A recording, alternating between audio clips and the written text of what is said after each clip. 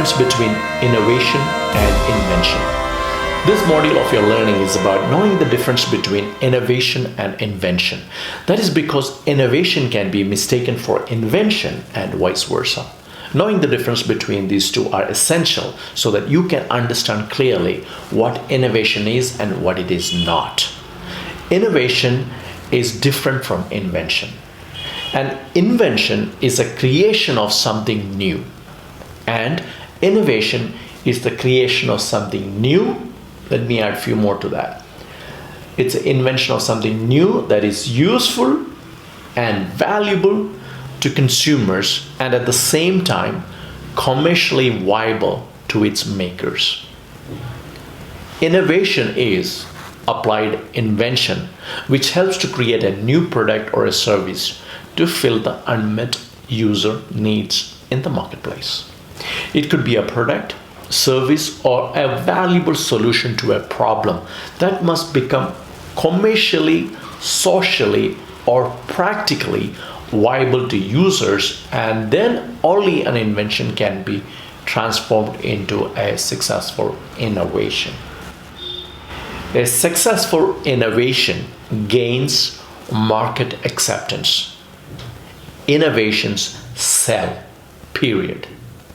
They either define new markets that never existed before, or they expand the old into new categories of products or customers.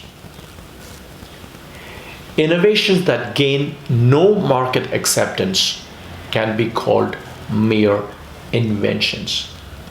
There are thousands of inventions that were meant as great innovations, labeled, acclaimed, people spoke about it as great innovation, but failed at the marketplace. Museum of Failed Products at Ithaca, New York exhibits such inventions. Museum of Nonsense in Hermann in Austria is also a reminder to people what innovation is and what it is not. Any innovation that does not have a market acceptance is mere invention. To give you a classic example, Motorola, who initially began this mobile revolution, came up with a brilliant idea back in 1998 and rolled out a product that was supposed to change the world of telephony forever. The invention was called Iridium, the first phone ever to give uninterrupted wireless telephony literally anywhere in the world. But the product was a marketing disaster. Engineers and marketers at Motorola overlooked many of the product features and its drawbacks. First of all, the phone was very heavy and pricey, and top of it, the phone can only work with few attachments and it could not be used in a car or a building. Successful innovation means more than just hatching up ideas or just coming out with products. Ideas must be executed and must gain at least a niche market acceptance. It means being able to move on to those novel solutions and champion them into specific results that create tangible customer value, improved processes, and build new opportunities.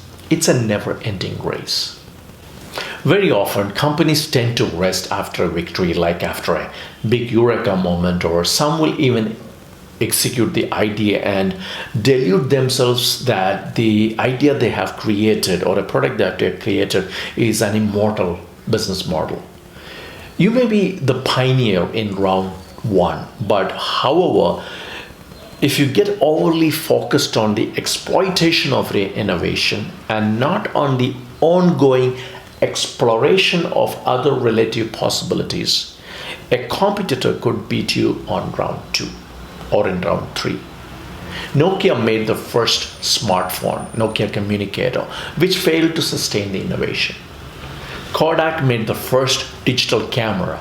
It remained as an invention rather than an innovation. Constant and consistent innovation has become the name of the game. You need to keep innovating, not only incrementally but also radically. Few incremental innovation strategies can keep a company ahead of the curve and give them a taste of a short-term success, but When there is a quantum leap in technology, the whole game will redefine itself by changing the very structural platform of a business model. We saw the success of Sony Walkman to Sony Discman and then the incremental changes to the mini Discman.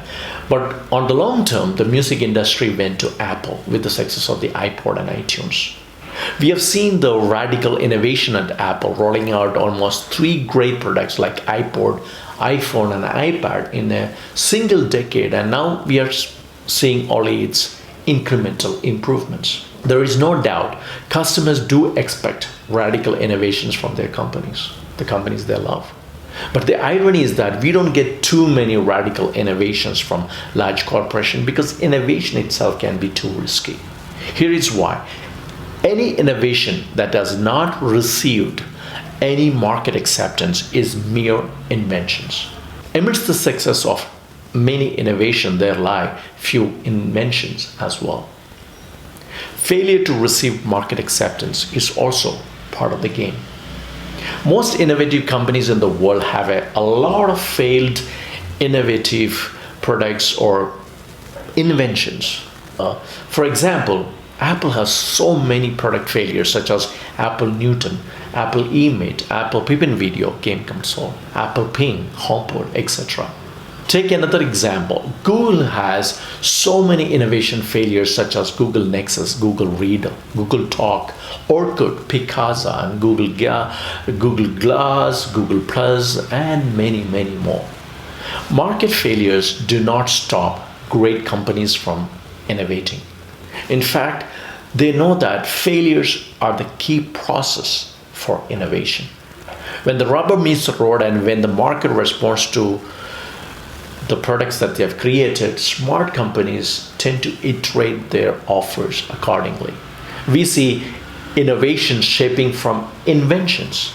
The truth of the matter is that when you innovate, you create value to others, and you in turn should make money for doing the same.